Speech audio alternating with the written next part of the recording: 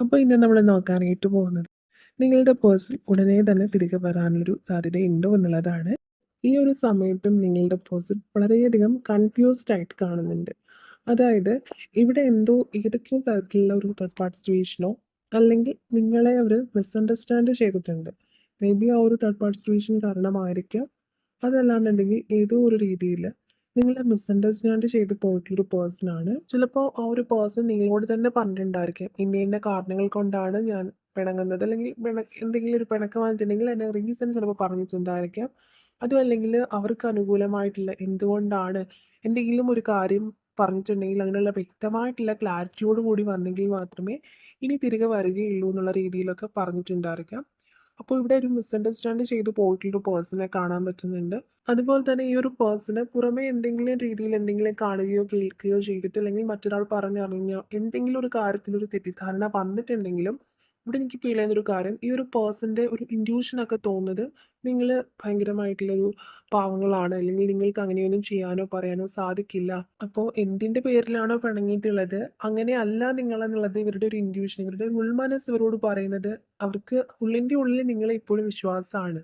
പക്ഷേ പുറമേ നിന്ന് നോക്കുമ്പോൾ അവരറിഞ്ഞതോ അല്ലെങ്കിൽ ആ ഒരു സാഹചര്യ തെളിവുകളോ ഒക്കെ തന്നെ നിങ്ങൾക്ക് അനുകൂലമായിട്ടുള്ള അല്ലാത്തത് കൊണ്ട് എങ്ങനെ വിശ്വസിക്കും എന്നുള്ള രീതിയിൽ നിൽക്കുന്നുണ്ട്. അത് എന്ത് തന്നെയാണെങ്കിലും. അപ്പോൾ അതുകൊണ്ട് തന്നെ ഇവിടെ കാണുന്ന ഒരു ഫൈവ് സ്പോർട്സ് എനർജി നോക്കുകയാണെങ്കിൽ വളരെയധികം കൺഫ്യൂസ്ഡ് ആവുന്നുണ്ട്. അതുപോലെ തന്നെ സെവൻ ഓഫ് വാൻഡ്സ് ഒക്കെ ആണെങ്കിൽ ഈ ഒരു പേഴ്സൺ ശരിക്കും മാനിഫെസ്റ്റ് ചെയ്യുന്നുണ്ട്.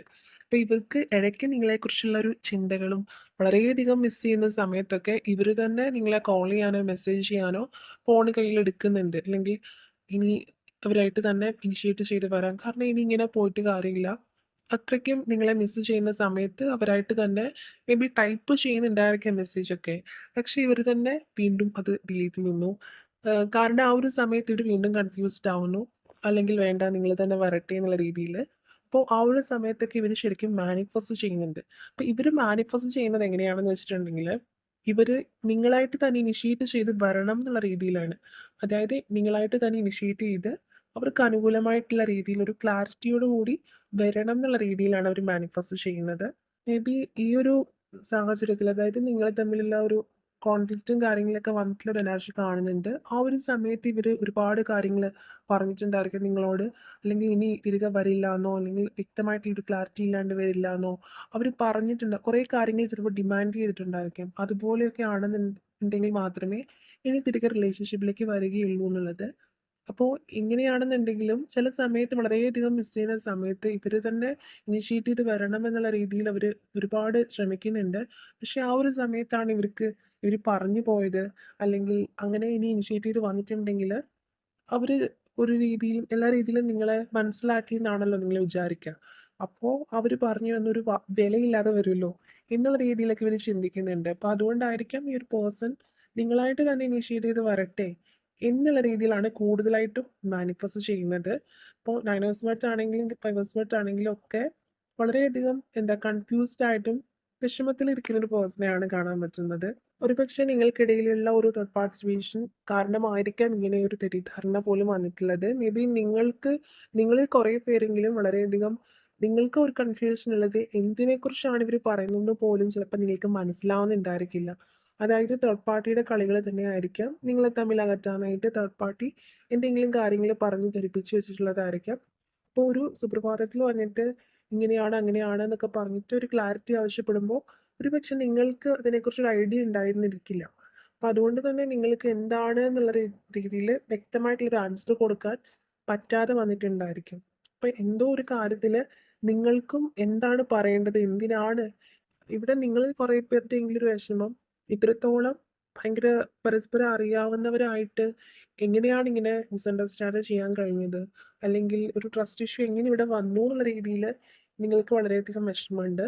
അപ്പോൾ ഈ ഒരു പേഴ്സൺ ഞാൻ മുൻപ് പറഞ്ഞതുപോലെ പുറമേ ഇങ്ങനെയൊക്കെ പറയുന്നുണ്ടെന്നുണ്ടെങ്കിലും ഉള്ളിൽ ഒരുപാട് സ്നേഹമുണ്ട്. അതുപോലെ തന്നെ സാഹചര്യം കൊണ്ട് അല്ലെങ്കിൽ പുറമേ ഉള്ള കാര്യങ്ങൾക്കൊന്നും തന്നെ നിങ്ങൾ ചോദിച്ചതിന് ചിലപ്പോൾ ഒരു വ്യക്തമായിട്ടുള്ള ആൻസർ നിങ്ങൾക്ക് കൊടുക്കാൻ പറ്റാത്തത് കൊണ്ട് തന്നെ ഏതാണ് വിശ്വസിക്കേണ്ടത് എന്നുള്ള രീതിയിൽ കൺഫ്യൂസ്ഡ് ആയതുകൊണ്ടാണ് ഇവർ ഒന്ന് മാറി നിൽക്കുന്നത്.